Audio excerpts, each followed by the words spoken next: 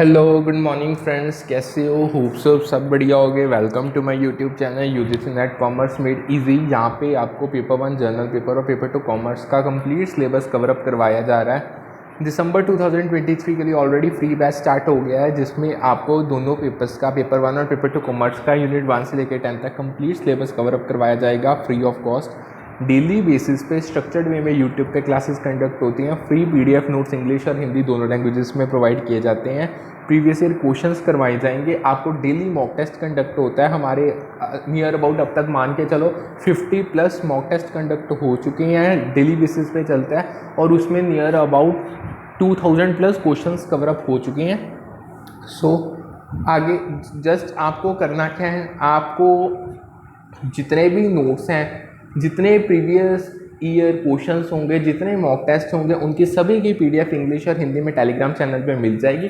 वो इसका लिंक आपको डिस्क्रिप्शन पे मिल जाएगा, सो इसको ज्वाइन कर लो। क्लासेस आपको और इवन मॉक टेस्ट की क्लासेस आपको यूट्यूब चैनल पे मिल जाएंगी। सो इन शॉर्ट दोनों चैनल्स को सब्सक्राइब, लाइक और शेयर कर लो। जैसे आपको पता है, हमने अपनी यूनिट पेपर 1 स्टार्ट किया हो, जिसमें हम अपनी यूनिट 2 रिसर्च एप्टीट्यूड कर रहे थे। कल का जो हमारा रिसर्च एप्टीट्यूड का सेशन था, उसमें हमारा ऑलमोस्ट सिलेबस कंप्लीट हो गया। हमने रिसर्च एथिक्स भी कंप्लीट कर लिए थे। आज से आज से लेके आगे 2-3 दिन सेशंस चलेंगे, ये चलेंगे उन टॉपिक्स के जो 100% टॉप मोस्ट एक्सपेक्टेड टॉपिक्स हैं, यानी जो पेपर में आएंगे ही आएंगे। सो मतलब काफ़ी इंपॉर्टेंट 2-3 दिन की क्लासेस रहने वाली हैं। सो अच्छे से करते हैं। सो बिना टाइम वेस्ट किए शिफ्ट होते हैं अप्रॉक्स पेज नंबर 116 के अराउंड।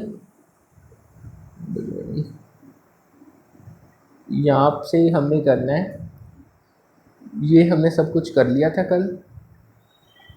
हाँ, सो यहाँ से स्टार्ट करना है। देखो, सबसे पहले ना 3 स्टेटमेंट्स थी, ठीक है। तीनों स्टेटमेंट्स बिल्कुल एब्सोल्युटली करेक्ट स्टेटमेंट थी। उन्होंने ना असर्शन रीजन की फॉर्म में पूछी थी। पहली स्टेटमेंट देख के उन्होंने क्या कहा था, a systematic review can be described as replicable and scientific process. देखो, अगर तो आप चीज़ों को सिस्टमेटिकली रिव्यू करते हो, मतलब एक सिस्टमेटिक रिव्यू हो रहा है रिसर्च के प्रोसेस में, हम उसे कह सकते हैं कि वो एक रेप्लीकेबल एंड साइंटिफिक प्रोसेस है। बिल्कुल 101% करेक्ट चीज़ है। देखो, जो सिस्टमेटिक रिव्यूज़ जब होते हैं ना, सिस्टमेटिक मतलब पूरी एक सिस्टम को फॉलो करके, एक प्रोसीजर्स को फॉलो करके होंगे, यानी जो ये प्रोसेस को ये फॉलो करेंगे ना, एक तो वो रिगोरस होगा, एक वो पूरा ट्रांसपेरेंट होगा, मतलब पूरी बाकायदा उसमें ऑब्जेक्टिविटी होगी, किसी भी तरीके का बायस नहीं होगा। सो इसमें आप क्या करते हो, देखो आप अब जो ये सिस्टमेटिक रिव्यूज़ हैं, ये रिगोरस और ट्रांसपेरेंट प्रोसेस फॉलो करते हैं। करते किस कारण के लिए? इन्होंने आइडेंटिफाई करना है, क्रिटिकली अप्रेज करना और सिंथेसाइज करना होता है जो रेलेवेंट रिसर्च स्टडीज़ है। मतलब देखो, जिस टॉपिक को लेके या जिस रिसर्च को क्वेश्चन को लेके आप रिसर्च कंडक्ट कर रहे हो, उस चीज़ को आइडेंटिफाई किया जाता है, बहुत क्रिटिकली एग्जामिन किया जाता है। जो उसकी चीज़ें अप्रेज करने के, उसको अप्रेज करनी चाहिए, जो सजेशंस चाहिए इंप्रूवमेंट के लिए, वो सजेशंस दी जाती है। जितनी बार डाटा या इन्फॉर्मेशन आपको मिल रही है रिसर्च को, उसको सिंथेसाइज किया जाता है। ये होता है सिस्टमेटिक रिव्यूज़ का काम। अब जो ये मैंने आपको चीज़ें बनाई हैं, जब ये सिस्टमेटिक रिव्यूज़ होंगे ना, ये चीज़ें बड़ी सिस्टमेटिकली होंगी, मतलब हैपैसेडली नहीं होगी, पूरे बाकायदा सिस्टम के साथ चीज़ों को कंडक्ट किया जाएगा। नेक्स्ट आता है, अ ट्रांसपेरेंट रिव्यू में help us in minimizing personal and other biases. देखो, जो एक सिस्टमेटिक रिव्यू हमने कर लिया, दूसरा आता है ट्रांसपेरेंट रिव्यू। अब जो ये ट्रांसपेरेंट रिव्यू होता है, ये हेल्प करता है कि आप पर्सनल और अदर, मतलब एक रिसर्चर का खुद का या और किसी भी टाइप का अगर कोई बायस है ना, उसको मिनिमाइज किया जा सकता है। बिल्कुल करेक्ट है।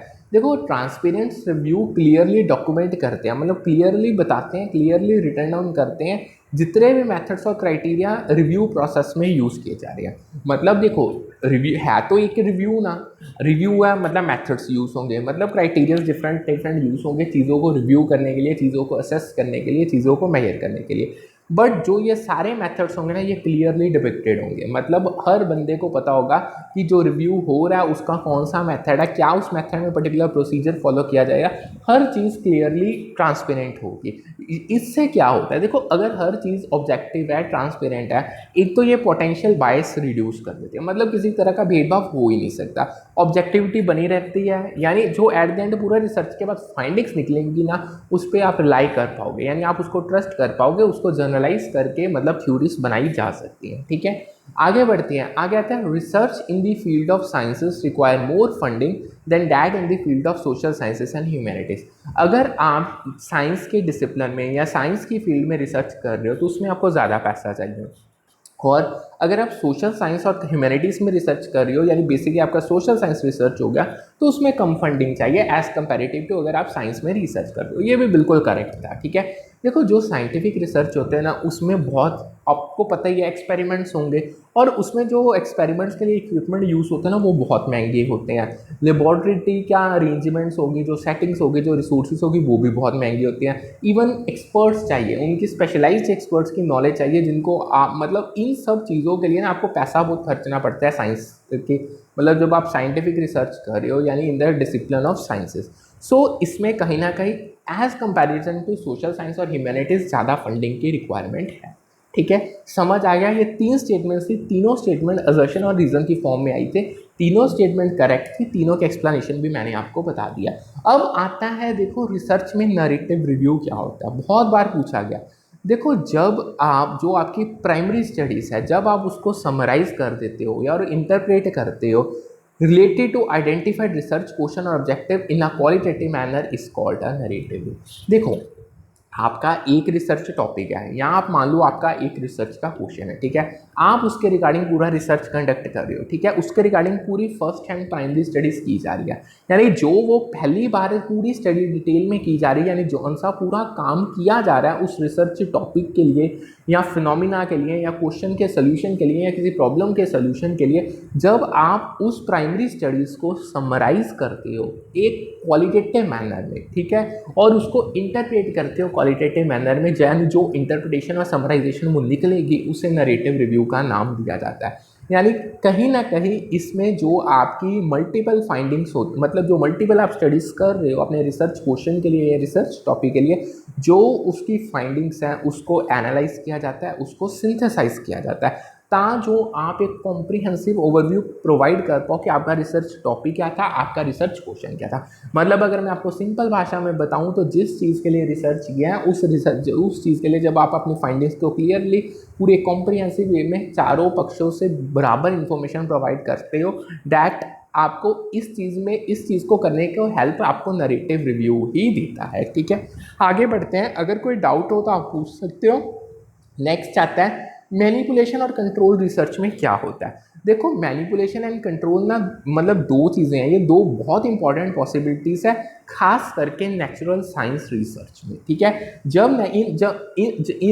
नेचुरल साइंसेस होती है ना, इसमें जो रिसर्चर्स होते हैं ना उनके पास ज़्यादा कंट्रोल होता है वेरिएबल्स का, जिन वेरिएबल्स को वो स्टडी कर रहे हैं, मतलब जो स्टडीज़ वो कंडक्ट कर रहे हैं, जिस पे वो वर्क कर रहे हैं, जिस पे रिसर्च कर रहे हैं, जो उसमें वेरिएबल्स हैं ना उन पे ज़्यादा कंट्रोल होगा नेचुरल साइंस रिसर्च में रिसर्चर्स का। ठीक है, सो कहीं ना कहीं जितना ज़्यादा कंट्रोल उतनी ज़्यादा मैनिपुलेशन पॉसिबल है, यानी आपका कंट्रोल होगा तभी आप वेरिएबल्स को मैनिपुलेट कर पाओगे, और कहीं ना अगर मैनिपुलेशन पॉसिबल होगी तब भी आप कॉज और इफेक्ट रिलेशनशिप्स एस्टैब्लिश कर सकते हैं। ठीक है, नेक्स्ट वो क्या कहते हैं, not many phenomena can be manipulated and controlled by social scientist. देखो जो नेचुरल साइंसेस रिसर्च है उसमें तो आपके पास ठीक है नो डाउट बहुत अच्छा कंट्रोल है, आप वेरिएबल्स की मैनिपुलेशन कर सकते हो, बट जो सोशल साइंटिस्ट होते हैं ना, यानी जो सोशल साइंस रिसर्च कंडक्ट है, उनके पास इतने ज़्यादा फिनोमिना नहीं है जिनको वो मैनिपुलेट और कंट्रोल कर सकते हैं। अब जो सोशल साइंटिस्ट होते हैं यानी जिन्होंने सोशल साइंस रिसर्च कंडक्ट करना है उनको काफ़ी लिमिटेशंस को फेस करना पड़ता है। अब ये लिमिटेशन तब क्यों राइज होते हैं, ये होती हैं मतलब ये लिमिटेशंस मैनिपुलेशन और कंट्रोलिंग एक फिनोमिना को कंट्रोल करने के रिलेटेड होती हैं, मतलब उनके पास इतनी पावर्स नहीं है कि वो मैनिपुलेट कर पाए या मतलब कंट्रोल कर पाए वेरिएबल्स को, सो डैम श्योर है लिमिटेशंस उनको फेस करनी पड़ेगी। अब ये एथिकल हो सकती हैं, प्रैक्टिकल हो सकती हैं, या जो आप सोशल फिनोमिना वो जिसके रिगार्डिंग वो रिसर्च कर रहे हैं या वर्क कर रहे हैं उसकी कॉम्प्लेक्स नेचर हो सकती है। सो ये डिपेंड करता है, मतलब लिमिटेशंस तो वो फेस करेंगे बट लिमिटेशंस की कोई भी टाइप हो सकती है। आगे बढ़ते हैं, आगे आते हैं ग्राउंडेड थ्योरी क्या है। देखो जो ग्राउंडेड थ्योरी है ना, ये एक ऐसी क्वालिटेटिव रिसर्च मेथडोलॉजी है जिसमें सिस्टमेटिकली डाटा को एनालाइज किया जाता है ताकि जो थ्योरीज़ को डेवलप किया जा सके और जो एक्सप्लेनेशंस हैं वो डाटा से बन सके। मतलब इन शॉर्ट आप कह सकते हो ग्राउंडेड थ्योरी में being a qualitative research method आप सिस्टमेटिकली डाटा एनालाइज करते हो, मतलब पूरे रिगरस मेथड्स को, सिस्टम्स को फॉलो करके, प्रोसीजर्स को फॉलो करके सिस्टमेटिक वे में डाटा को एनालाइज किया जाता है। फिर जो फाइंडिंग्स निकलती है उन फाइंडिंग के बेसिस पे थ्योरीज को डेवलप किया जाता है और जो आपने डाटा को स्टडी किया उसके एक्सप्लेनेशंस प्रोवाइड की जाती है। अगर मैं आपको एक की टूल बताऊं जो ग्राउंडेड थ्योरी में यूज़ किया जाता है वो होता है कांस्टेंट कंपैरिजन, जिसमें यानी अब ये कांस्टेंट कंपैरिजन क्या है, ये एक ऐसा प्रोसेस है जिसमें कंटिन्यूसली जो आपका डाटा है, यानी जो खास करके एनालाइज डाटा है उसको मतलब ऐसे समझ लो, खास करके जो आपका डाटा अवेलेबल है ना आपके पास, जो आपने कलेक्ट किया, एक तो उसको कंपेयर किया जाता है कंटिन्यूसली, फिर उसको एनालाइज किया जाता है ताकि जो आपको पैटर्न्स पता चल सके डाटा में एग्जिस्ट कौन से कर रहे हैं, यानी डाटा के डायनामिक्स क्या बन रहे हैं, कौन सी कैटेगरी में जा रहा है, यानी इवन आप कौन से थ्योरेटिकल कॉन्सेप्ट्स को फॉर्मुलेट कर सकते हो। यानी अगर आपको मैं एक बार डिटेल में बताऊं तो सो अगेन जो ग्राउंडेड थ्योरी रिसर्च है being a qualitative research methodology, इसे यूज़ किया जाता है थ्योरीज को डेवलप करने के लिए। और जो भी ग्राउंडेड एक्सप्लेनेशंस है ना डाटा में, मतलब डाटा से जो भी एक्सप्लेनेशंस निकलती है उनको अच्छे से उनको सिस्टमेटिकली इंटरप्रेट करना, इवन डाटा को सिस्टमेटिक कलेक्ट करना और एनालाइज करना, कहीं ना कहीं इसका लक्ष्य बड़ा सिंपल है, थ्योरीज या कॉन्सेप्ट्स को डेवलप करना उस डाटा से जो कलेक्ट किया गया प्री एग्जिस्टिंग थ्योरी से। ये ग्राउंडेड थ्योरी रिसर्च का सीधा सा फंडा है। मतलब देखो क्वालिटेटिव रिसर्च मेथडोलॉजी है, देखो कुछ ना कुछ कोई ना कोई थ्योरी तो पहले बनी होगी ना, यानी एग्जिस्टिंग थ्योरीज होंगी, उनसे डाटा को कलेक्ट करके उस डाटा को एनालाइज करके न्यू फाइंडिंग्स देना, उन फाइंडिंग के बेसिस पे न्यू थ्योरीज और एक्सप्लेनेशंस डाटा के डेवलप करना, ये ग्राउंडेड रिसर्च का मतलब ग्राउंडेड थ्योरी रिसर्च का काम है। ठीक है, सो कुछ करेक्टरिस्टिक्स आती हैं जो ग्राउंडेड थ्योरी रिसर्च की है। सबसे पहले तो आती है कि ये डाटा ड्रिवन होता है। अब जो ये आपका ग्राउंडेड थ्योरी रिसर्च है ना, ये डाटा ड्रिवन है। मतलब क्या हुआ इसका, ये जो थ्योरी और एक्सप्लेनेशन एमर्ज हो रही है वो डाटा से हो रही है rather than being imposed on the data. मतलब देखो आप एक्सप्लेनेशंस खुद डाटा की नहीं प्रोवाइड कर रहे, आपको एक्सप्लेनेशन डाटा से मिल रही है। मतलब डाटा एक्सप्लेनेशंस को और थ्योरीज को डेवलप करके आपको बता रहा है, यानी आपने डाटा एनालिसिस किया, उसे थ्योरीज और एक्सप्लेनेशंस मिलेंगी आपको, उनको ही मतलब आगे फर्दर डेवलप किया जाता है। सो ये डाटा ड्रिवन है। सेकेंड आती है इटरेटिव। अब जो ये ग्राउंडेड थ्योरी रिसर्च है ना, ये एक इटरेटिव प्रोसेस है, जिसका क्या मतलब हुआ, जो डाटा कलेक्ट आपने किया है और जिस पे आपने एनालिसिस कंडक्ट किए हैं वो एक साइक्लिक फैशन में होंगे, यानी with each iteration informing the next. मतलब क्या हुआ, बहुत सिंपल है। ग्राउंडेड थ्योरी में ये एक इटरेटिव प्रोसेस है। मतलब सिंपल उसका ये, देखो आप इसमें डाटा कलेक्ट कर रहे हो, उसके बाद उसी डाटा को एनालाइज कर रहे हो, एक्सप्लेनेशंस मिल रही हैं, फिर डाटा कलेक्ट होगा, फिर आपको एक्सप्लेनेशंस मिलेंगे एनालिसिस के थ्रू, यानी ये प्रोसेस चलता ही रहेगा। सो बीइंग ये एक इटरेटिव प्रोसेस है। नेक्स्ट आता है फ्लेक्सिबल। अब जो आपका ग्राउंडेड थ्योरी रिसर्च है ना, ये फ्लेक्सिबल है। मतलब क्या हुआ इसका, कि जो रिसर्च डिज़ाइन है ना, जो रिसर्च टाइम इसमें यूज़ किया जाता है वो उसको अडेप्ट किया जाता है according to as per needs to fit the data. मतलब जो आपका मान के चलो कि जो रिसर्च डिज़ाइन है उसको वो अडेप्टेबल है, वो फ्लेक्सिबल है। जैसे जैसे डाटा की नीड है, जो डाटा की रिक्वायरमेंट है उसके अकॉर्डिंग उसको चेंज या ऊपर नीचे किया जा सकता है। ठीक है, अब आगे आता है research questions and existing theory का टॉपिक। देखो जो एक रिसर्च क्वेश्चन है, पहले तो लाइन समझो, research question should have some connection with an existing theory और रिसर्च। ये असर्शन की फॉर्म में आई थी, बिल्कुल करेक्ट स्टेटमेंट थी। स्टेटमेंट क्या कहती थी, जो आपका रिसर्च क्वेश्चन है ना उसका किसी ना किसी तरीके से कोई ना कोई तो कनेक्शन होना चाहिए एक एग्जिस्टिंग थ्योरी या रिसर्च के साथ। देखो जो आपके रिसर्च क्वेश्चन होते हैं वो ग्राउंडेड होने चाहिए एग्जिस्टिंग नॉलेज में। मतलब चाहे वो एग्जिस्टिंग नॉलेज में ग्राउंडेड हो, चाहे एग्जिस्टिंग थ्योरीज में या कोई प्रीवियस रिसर्च हो, उनमें ग्राउंडेड होने चाहिए। मतलब उनका कोई ना कोई तो लेना देना होना चाहिए। मतलब आप ऐसा कोई रिसर्च नहीं कर सकते जिसका जो रिसर्च टॉपिक या क्वेश्चन है उसका किसी पुराने रिसर्च से कोई नाता ही नहीं है, मतलब बिल्कुल ही नया। ये ऐसा रिसर्च ना प्रैक्टिकली पॉसिबल नहीं होता। सो जो रिसर्च क्वेश्चंस हैं वो कहीं ना कहीं ग्राउंडेड होते हैं, कहीं ना कहीं उनका कोई ना कोई नाता एग्जिस्टिंग क्वेश्चंस, थ्योरीज या प्रीवियस रिसर्च के साथ होता ही होता है। तभी वो कंट्रीब्यूट करते हैं ताजो आप चीज़ों को साइंटिफिकली समझ सको। जब आपको पुरानी चीज़ें साइंटिफिकली अच्छे से समझ आएंगी, आपका नया क्वेश्चन रिसर्च का समझ आएगा, तभी आप जो आपका पुराना काम है उस पर बिल्ड अपॉन होकर नई रिसर्च स्टडीज़ को कंडक्ट कर सकोगे, नया रिसर्च पे काम कर सकोगे और थ्योरीज को डेवलप कर पाओगे। ठीक है, आगे चलते हैं। आगे आता है इंडिया का रिसर्च आउटपुट। देखो जो इंडिया का रिसर्च आउटपुट है ये, अब ये देखो जो मैं आपको ये टॉपिक्स करवा रहा हूँ ना, मैं बारी बारी नहीं बताऊंगा, ये सारे ही पेपर्स में आए हैं। प्रीवियस ईयर्स क्वेश्चन को बहुत डिटेल में एनालाइज करके उनसे ये टॉपिक्स को उठाया गया है। ठीक है, अब जो इंडिया का रिसर्च आउटपुट है वो होता है नंबर ऑफ पब्लिकेशंस की टर्म्स में। वो ये सबसे सिग्निफिकेंट चीज़ है, इसको आपको याद रखना पड़ेगा। मतलब इंडिया में जितनी भी पब्लिकेशंस हो रही हैं, जितना उनका नंबर है, वो इंडिया के रिसर्च आउटपुट को डिटरमाइन करता है। यानी हाउएवर जो क्वालिटी है रिसर्च पेपर की वो हमेशा मैच नहीं करती इंटरनेशनल स्टैंडर्ड से। ठीक है, नंबर्स चाहे मैच कर जाएंगे बट क्वालिटी इंटरनेशनल स्टैंडर्ड से मैच नहीं करती। सो ये चीज़ कंट्रीब्यूट करती है towards lower ranking of Indian universities in the world ranking. देखो आप जितने मर्जी रिसर्च पेपर्स दे दो बट अगर उसमें क्वालिटी नहीं है ना, तो तब कभी भी इंडियन यूनिवर्सिटीज वर्ल्ड रैंकिंग में हायर रैंक पे नहीं आ सकती। सो कहीं ना कहीं ये कंट्रीब्यूट करती हैं टुवर्ड्स लोअर रैंकिंग। अब देखो रिसर्चर्स होते हैं, देखो या तो रिसर्चर्स मेल होंगे या फीमेल होंगे। ठीक है, अब जो ये वुमेन रिसर्चर स्कॉलर्स होते हैं ना, कुछ ना इनको चैलेंजेस फेस करने पड़ते हैं। वो चैलेंजेस क्या है? देखो सबसे पहले तो जो वुमेन रिसर्चर स्कॉलर्स हैं उनको सबसे पहले यही सबसे बड़ी डिफिकल्टी आती है, जो सबसे बड़ा मुद्दा वो फेस करते हैं कि उन पर ड्यूअल रिस्पॉन्सिबिलिटी पड़ जाती है।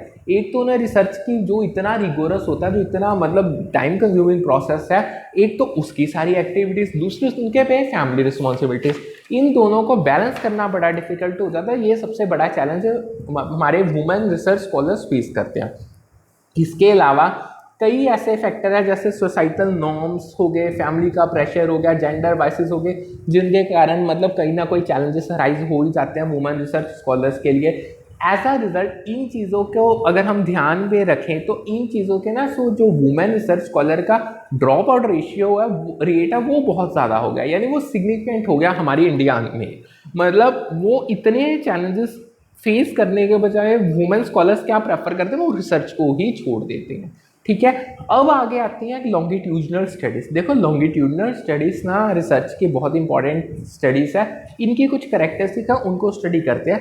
देखो सबसे पहले आती है प्रोवाइड अल्टरनेटिव चॉइसेस। जो लॉन्गिट्यूडनल स्टडीज़ होती हैं जब रिसर्चर्स इनको करते हैं, यानी ये कहीं ना कहीं रिसर्चर्स को प्रोवाइड करती हैं एबिलिटी कि वो डिफरेंट वेरिएबल्स या मेजर्स में से चूज़ कर सकते हैं जिनको वो ओवर टाइम स्टडी करना चाहते हैं। मतलब लॉन्गिट्यूडनल स्टडीज़ पूरी कहीं ना कहीं अपॉर्चुनिटी रिसर्चर को प्रोवाइड करती हैं कि उनके पास पूरी एबिलिटी है, उनके पास पूरी अपॉर्चुनिटी है कि वो डिफरेंट वेरिएबल्स में से या मेजर्स से चूज़ कर सकते हैं जिनको वो स्टडी करना चाहते हैं ओवर द कमिंग टाइम।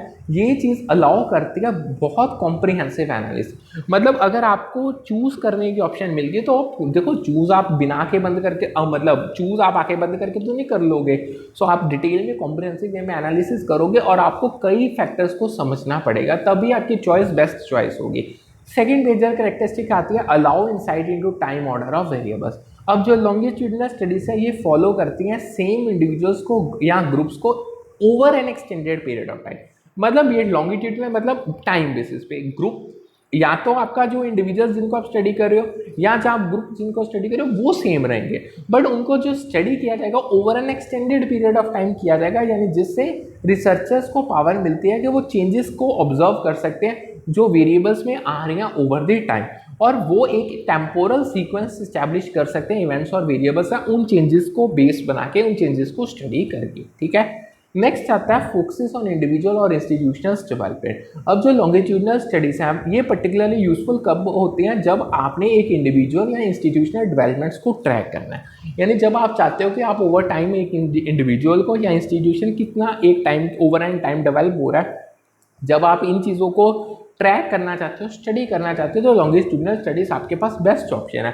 देखो इसमें आप बिहेवियर में जो चेंजेस आते हैं उनको अच्छे से स्टडी कर सकते हो, स्किल्स में क्या बदलाव आ रहा है, परफॉर्मेंस कैसे हो रही है, चेंजेस हो रहे हैं परफॉर्मेंस में, और जितने भी फैक्टर्स जो इन चेंजेस को इन्फ्लुएंस कर रहे हैं उनको अच्छे से समझा जा सकता है। ठीक है, नेक्स्ट आगे ना एक मैचिंग का क्वेश्चन आया था। लिस्ट 1 में कुछ आइटम्स थी और लिस्ट 2 में उनकी डिस्क्रिप्शन थी।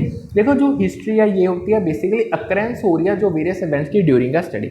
मतलब जब जितना आपका रिसर्च स्टडी का टाइम पीरियड है, उस टाइम के दौरान जितने भी अलग अलग इवेंट्स अक्कर हो रही हैं उसको हम हिस्ट्री कह सकते हैं। नेक्स्ट आता है मैच्योरेशन। क्या होता है? देखो, जब बायोलॉजिकल और psychological characteristic changing during the course of study, यानी जो आप वेरिएबल स्टडी कर रहे हो या आप भी इंडिविजुअल स्टडी कर रहे हो, जो उनके बायोलॉजिकल और psychological characteristic over the time change हो रही है ना, यानी आपके रिसर्च स्टडी के दौरान, उनको मैच्योरेशन कहते हैं। ठीक है।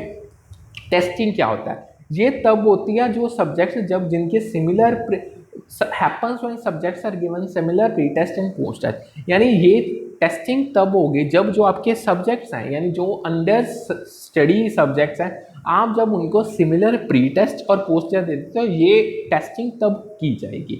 नेक्स्ट आती है डिमांड कैरेक्टरिस्टिक्स। क्या है? Subjects reactions to experimental condition, यानी देखो, एक सब्जेक्ट को आप स्टडी कर रहे हो अपने रिसर्च में, चाहे वो इंडिविजुअल हो, चाहे वो ग्रुप हो, चाहे वो कोई इंस्टीट्यूशन हो, यानी जो आप एक्सपेरिमेंट्स उस पर कंडक्ट करोगे, यानी एक्सपेरिमेंटल कंडीशंस होंगे, जो सब्जेक्ट आपका अंडर स्टडी जो वो रिएक्शन दे रहा है उन एक्सपेरिमेंटल कंडीशंस को, उसे डिमांड कैरेक्टरिस्टिक्स कहा जाता है। ठीक है। डिमांड कैरेक्टरिस्टिक्स आगे भी आएगी और भी डिटेल में आपको मैं कराऊंगा। देखो, आगे आती है विग्नेट टेक्निक। क्या होती है? जो ये विग्नेट टेक्निक है ना, ये एक शॉर्ट डिस्क्रिप्टिव स्टोरी है जिसको यूज़ किया सकता है पीपल एलिसिट पीपल्स ओपिनियन और बिलीव्स। सिंपल वे में जो विग्नेट टेक्निक है ना, इसमें जो विग्नेट है, ये एक शॉर्ट या डिस्क्रिप्टिव स्टोरी होती है। मतलब आपने एक बहुत छोटी सी और एक डिस्क्राइब करने, मतलब डिस्क्राइबिंग स्टोरी बना ली, जिसको यूज़ करके ना आप लोगों के ओपिनियंस लेते हो। मतलब आप ट्राई करते हो कि उस चीज़ को सुन के ना बंदे अपने ओपिनियंस दें, अपने बिलीव्स आपको बताएं। यानी जो ये विग्नेट टेक्निक है ना, इसे ऑफनली यूज़ किया जाता है रिसर्च ऑन एथिक्स।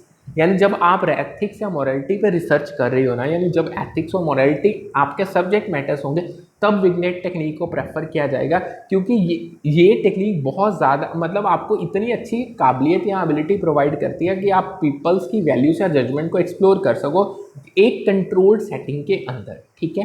अब आगे फिर अगेन दो स्टेटमेंट्स आई थी। पहली तो ये थी, स्टेटमेंट सुनो पहले, experimental effects are errors introduced during the collection और analysis of experimental data due to behaviour of experimenter. उन्होंने क्या कहा था? जो एक्सपेरिमेंटर इफेक्ट्स हैं, ठीक है, ये वो एरर्स हैं जो तब इंट्रोड्यूस हुए हैं जब या तो आपने जो एक्सपेरिमेंटर, मतलब जब आप एक्सपेरिमेंटल डाटा को कलेक्ट कर रहे थे या आप एक्सपेरिमेंटल डाटा को एनालाइज कर रहे थे। अब ये क्यों अराइज हुए हैं? ये हुए हैं जो आपके एक्सपेरिमेंटर का बिहेवियर है उसके कारण। दूसरी इन्होंने स्टेटमेंट क्या कह रहे थे? Due to the presence of certain cues in the experimental setting, the participant form an interpretation of the experiment's purpose and subconsciously change their behavior to fit that interpretation। वो क्या कह रहे हैं? देखो, कुछ ऐसे हिंट अवेलेबल होते हैं, कुछ ऐसे क्यूज होते हैं एक एक्सपेरिमेंटल सेटिंग में, जिससे जो आपका क्या कहते हैं उसको, जो आपके पार्टिसिपेंट्स हैं जिन्होंने आपको डाटा देना है, उनको ना कहीं समझ आ जाता है, उनको हिंट मिल जाता है कि भाई एक्सपेरिमेंट का पर्पस ये है, वो उसको इंटरप्रेट कर लेते हैं। तो वो क्या करते हैं? वो अंदर ही अंदर अपने आप को अच्छा दिखाने के लिए बिहेवियर चेंज कर लेते हैं, जो उनके अकॉर्डिंग जो उन्होंने एक्सपेरिमेंट के पर्पस की इंटरप्रिटेशन दी है उसमें फिट हो सके। ठीक है। सो जो ये दोनों स्टेटमेंट्स है, ये दोनों स्टेटमेंट कहीं ना कहीं हाईलाइट कर रही हैं जो पोटेंशियल इन्फ्लुएंस एक्सपेरिमेंटर का है एंड जो पार्टिसिपेंट्स की इंटरप्रिटेशन है एक्सपेरिमेंटल सेटिंग्स की। समझ गए?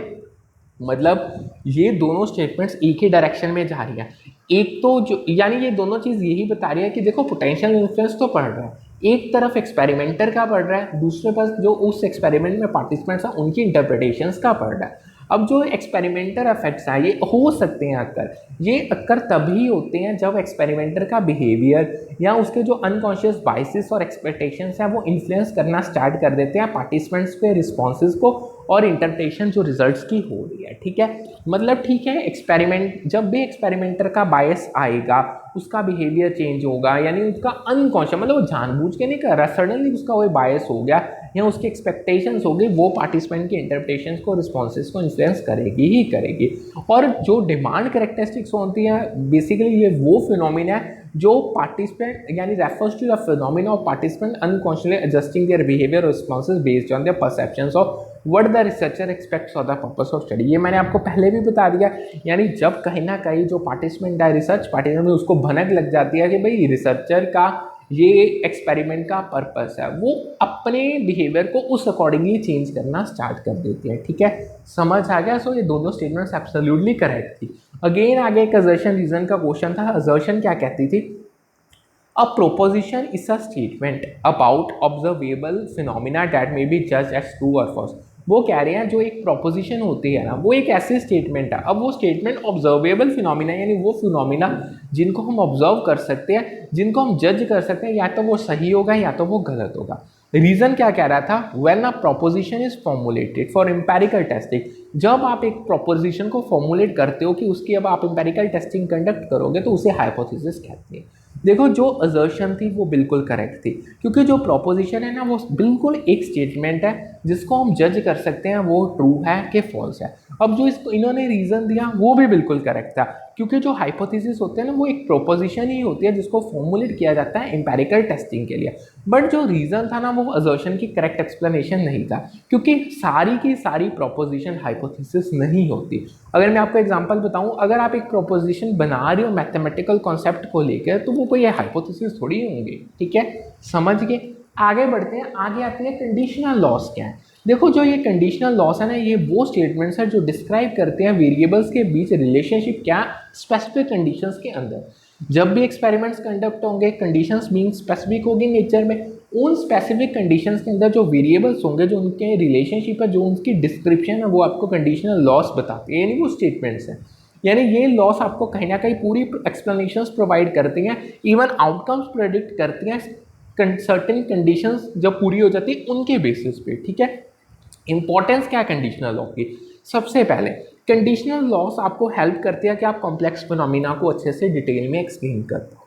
सेकेंड, ये आपको हेल्प करेंगे आप फ्यूचर के इवेंट्स को प्रिडिक्ट कर पाओ ऑन द ऑब्जर्वेशन ऑफ जो प्रेजेंट में चीज़ें आपके सामने है। तीसरा, ये आपको हेल्प करते हैं कि आप न्यू टेक्नोलॉजीज को डेवलप कर सकते हो। ठीक है, अब आगे आता है इंटरडिसिप्लिनरी रिसर्च क्या होता है। देखो इंटरडिसिप्लिनरी रिसर्च में नॉलेज और मेथोडोलॉजी अलग अलग डिसिप्लिन्स के उनको कंबाइन किया जाता है ताकि आपको नई इंसाइट्स या नई इन्फॉर्मेशन मिल सके और आप कॉम्प्लेक्स से कॉम्प्लेक्स प्रॉब्लम्स को एड्रेस करो। इंटरडिसिप्लिनरी मतलब दो से ज़्यादा डिसिप्लिन, यानी आप मल्टी डिसिप्लिन से मल्टीपल डिसिप्लिन से नॉलेज भी उठाओगे, मेथोडोलॉजीज भी उठाओगे, उनको कंबाइन करके नई आप इंफॉर्मेशन गैदर करोगे। ठीक है, अब कुछ चैलेंजेस फेस किए जाते हैं इंटरडिसिप्लिनरी रिसर्च में। देखो जो इंटरडिसिप्लिनरी रिसर्च है ना वो कहीं ना वो चैलेंजिंग हो सकता है, क्योंकि इसमें जो रिसर्चर्स हैं एक तो उनको बहुत ब्रॉड अंडरस्टैंडिंग यानी बहुत ज़्यादा वाइड समझ चाहिए मल्टीपल डिसिप्लिन की। देखो यहाँ पे तो एक डिसिप्लिन को समझना डिफिकल्ट हो सकता है, तो इंटरडिसिप्लिन में तो आपको मल्टीपल डिसिप्लिन को समझना पड़ेगा और आपको आपकी जो कम्युनिकेशन एबिलिटीज हैं वो बड़ी इफेक्टिव होनी चाहिए अलग अलग डिसिप्लिन में, क्योंकि हर डिसिप्लिन में कम्युनिकेशन का तरीका अलग होता है। सो ये कहीं ना कहीं चैलेंजेस आपके लिए अराइज हो सकते हैं। आगे एक असर्शन आई थी जो कि बिल्कुल करेक्ट थी। मैं आपको डायरेक्ट बताता हूँ असर्शन में कहा क्या गया था। देखो असर्शन में सिंपली ये कहा गया था जो रिसर्च है ना उसका ऑफर एक ही लक्ष्य होता है कि न्यू नॉलेज को जनरेट करना, किसी फिनोमिना को डिटेल में समझना, और यहाँ अगर आपकी पुरानी कोई थ्योरीज एग्जिस्ट कर रही हैं उनमें कंट्रीब्यूट करना कि वो फर्दर डेवलप हो सके और रिफाइन हो सके अलग अलग फील्ड्स में। सो बिल्कुल करेक्ट थी ये तो हम स्टार्टिंग से ही करते आ रहे हैं। उसके बाद उसके रीज़न में जो था ना रीज़न दिया गया था उसका भी डायरेक्टली मतलब ही बता देता हूँ, वो भी बिल्कुल करेक्ट था। देखो जो फैक्ट्स और थ्योरीज है ना, मतलब फैक्ट्स एक तरफ थ्योरी एक तरफ, ये दोनों ही इंटीग्रल है रिसर्च प्रोसेस में। मतलब आप ये नहीं कह सकते कि इनमें से दोनों अगर एक चीज़ भी प्रेजेंट हो तो आपका रिसर्च प्रोसेस अच्छा होगा। ये दोनों चीज़ों का होना ही ज़रूरी है, क्योंकि जो फैक्ट्स होते हैं वो आपको एम्पेरिकल एविडेंस प्रोवाइड करते हैं एंड ऑब्जर्वेशंस प्रोवाइड करते हैं। ठीक है, बल्कि जो मतलब एविडेंस होगा, स्ट्रॉन्ग एविडेंस होगा, एम्पेरिकल एविडेंस होगा, तभी रिसर्च रिलायबल होगा। और जो आपकी थ्योरीज होते हैं वो आपको फ्रेमवर्क एक्सप्लेनेशंस प्रोवाइड करती हैं कि आपने उन फैक्ट्स को किस तरीके से समझना है, किस तरीके से उनकी इंटरप्रिटेशन देनी है, उनको किस तरीके से एनालाइज करना है। ठीक है, सो कहीं ना कहीं जो ये रिजर्शन था ये बिल्कुल करेक्ट था कि रिसर्च का मेन एम यही है कि थ्योरीज को डेवलप करो और एक्सप्लेन करो और फिनोमिनास को प्रिडिक्ट करो। सो इसमें ऑफनली कलेक्शन की जाती है डाटा की अलग अलग सोर्सेज से, फिर उन डाटा पे स्टैटिस्टिकल टेक्निक्स को यूज़ करके एनालिसिस किए जाते हैं और जिनको हम यूज़ कर सकते हैं या तो न्यू थ्योरीज डेवलप करने के लिए और या जो एग्जिस्टिंग थ्योरीज हैं उनको और रिफाइन करने में के लिए। अब आगे आते हैं गुड मेजरमेंट, उसकी कुछ कैरेक्टरिस्टिक। देखो जितनी आपकी मेजरमेंट स्ट्रांग होगी उतना ही आपका रिसर्च स्ट्रांग होगा। सो जो आपकी कैरेक्टरिस्टिक्स है ना गुड मेजरमेंट की, ये वो क्वालिटीज़ हैं जो एक मेजरमेंट इंस्ट्रूमेंट को रिलायबल, वैलिड और प्रैक्टिकल बनाते हैं। रिलायबिलिटी का मतलब क्या है? देखो एक मेजर तब रिलायबल होती है जब वो कंसिस्टेंट रिजल्ट्स देगी और उसके रिजल्ट्स स्टेबल होंगे, उसको अगर हम सिमिलर कंडीशंस पे रिपीट करें। मतलब अगर हम सिमिलर कंडीशंस के अंदर एक ही मेजर को बार बार लगा रहे हैं तो उसके रिजल्ट्स बिल्कुल सेम निकलेंगे, स्टेबल और कंसिस्टेंट होंगे। सेकेंड आती है वैलिडिटी। एक मेजरमेंट तब वैलिड होती है जब मतलब जो हमारा लक्ष्य था उसको यूज करके हमने अचीव करना है, जब वो भी अचीव करती है ना, यानी वो वैलिड होती है। ठीक है। नेक्स्ट आती है प्रैक्टिकेबिलिटी। एक मेजरमेंट तब प्रैक्टिकल और फिजिबल होगी जब उसको हर एक मतलब मान के चलो, यानी वो तब प्रैक्टिकल और फिजिबल होती है जब जितने भी हमारे कॉन्स्ट्रेंट्स हैं उनमें वो खरी उतरती है। मतलब हमारी मेजर टाइम में भी एफिशिएंट रही, रिसोर्सेज यूज में भी एफिशिएंट रही और उसको यूज करना भी इजी रहा। ठीक है, समझ आ गया। आगे चलते हैं। आगे आता है एथनोग्राफिक मेथड। क्या है? देखो ये एक ऐसी टाइप है रिसर्च की जिसमें इंकरेज किया जाता है पार्टिसिपेंट के नज़रिए को। मतलब देखो पार्टिसिपेंट्स को आप ऑब्जर्व करें, उनसे डाटा कलेक्ट करें तो उनके भी तो ऑब्वियस बीइंग इंडिविजुअल्स नज़रिया आप उनको इंकरेज करते हो।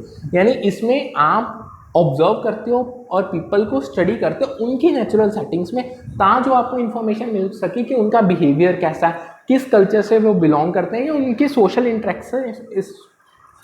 इंटरेक्शंस आपस में कैसी हैं। ठीक है। इसके अलावा अगर मैं आपको और मेथड्स बताऊं रिसर्च के, वैसे हम ऑलरेडी कर चुके हैं। देखो सबसे पहले एक्सपेरिमेंट मेथड आता है। ये वो मेथड है, यानी जो आपका एक्सपेरिमेंटल मेथड है ये एक ऐसा मेथड है जिसमें हाइपोथेसिस को टेस्ट किया जाता है। अब हाइपोथेसिस की टेस्टिंग कैसे होगी? यानी आप एक वेरिएबल को मैनिपुलेट करोगे कंट्रोल कंडीशंस के अंदर, अब जो उसके इफेक्ट्स दूसरे वेरिएबल्स में पड़ रहे हैं उसको स्टडी किया जाएगा। मतलब सिंपल भाषा में कहूँ तो कॉज और इफेक्ट रिलेशनशिप को स्टडी करना। सेकेंड आता है सर्वे मेथड। देखो सर्वे मेथड में डाटा को कलेक्ट किया जाता है बहुत बड़े पैमाने पे, मतलब from large number of people. अब ये डाटा इतने बंदों से कलेक्ट कैसे किया जाएगा? थ्रू क्वेश्चनर्स और इंटरव्यूज। ठीक है। नेक्स्ट आता है केस स्टडी मेथड। क्या? देखो केस स्टडी में ना आप एक सिंगल इंडिविजुअल उठा लो या ग्रुप उठा लो या कोई घटना या इवेंट हो गया, मतलब आप उसको पूरी गहराई में समझते हो, इन डेप्थ उसकी स्टडी करते हो। आगे आता है हिस्टोरिकल मेथड। हिस्टोरिकल मेथड में पास्ट इवेंट्स को स्टडी किया जाता है ताकि जो आपको कॉजेस और कॉन्सिक्वेंसेस पता चल सके, जो पुरानी चीज़ें हुई हैं उनके प्रेजेंट पे क्या क्या इफेक्ट्स पड़ रहे हैं। ठीक है। आगे आता है हाइपोथेसिस टेस्टिंग। क्या होता है? देखो जो ये हाइपोथेसिस टेस्टिंग है ये ऐसा प्रोसेस है टेस्टिंग का जिसमें आप मतलब खास करके हाइपोथेसिस टेस्टिंग में मतलब ऐसा प्रोसेस जिसमें हाइपोथेसिस को टेस्ट किया जाता है। पहले तो डाटा को कलेक्ट किया जाएगा, फिर देखा जाता है कि वो जो डाटा है वो हाइपोथेसिस जो आपने अज्यूम किए हैं स्टार्टिंग में उनको सपोर्ट कर रहा है या रिफ्यूट कर रहा है, या तो वो उसको हाइपोथेसिस को एक्सेप्ट कर लेगा या रिजेक्ट कर लेगा। ठीक है। अगेन आगे आपको एक्सपेरिमेंटल मेथड में ऑलरेडी बता चुका हूँ। आगे आता है एक्स पोस्ट फैक्टो मेथड। कौन सा? यानी इस मेथड में रिलेशनशिप्स एग्जामिन की जाती है वेरिएबल्स के बीच में जो एग्जिस्ट कर रही हैं आफ्टर द फैक्ट, यानी फैक्ट को स्टडी के करने के बाद, यानी जो मतलब चीज़ें हो चुकी हैं, चीज़ें घटित हो चुकी हैं, मतलब घट चुकी हैं, उसके बाद रिलेशनशिप्स को स्टडी किया जाता है, बट इसमें मैनिपुलेशन नहीं की जाती वेरिएबल्स की। ठीक है। सो यहाँ पे आज का सेशन हम करते हैं वाइंड अप। हम अभी 2-3 दिन और क्लासेस चलेगी जिसमें हम 100% टॉप मोस्ट एक्सपेक्टेड क्वेश्चन करेंगे। इसकी पीडीएफ आपको टेलीग्राम चैनल पे इंग्लिश और हिंदी में मिल जाएगी, ऑलरेडी मैंने प्रोवाइड की हुई है। पूरे रिसर्च एप्टीट्यूड की डेली क्विज भी स्टार्ट हो चुके हैं, 8-9 दिन उसकी सीरीज चलेगी। सो दोनों यूट्यूब और टेलीग्राम चैनल सब्सक्राइब कर लो।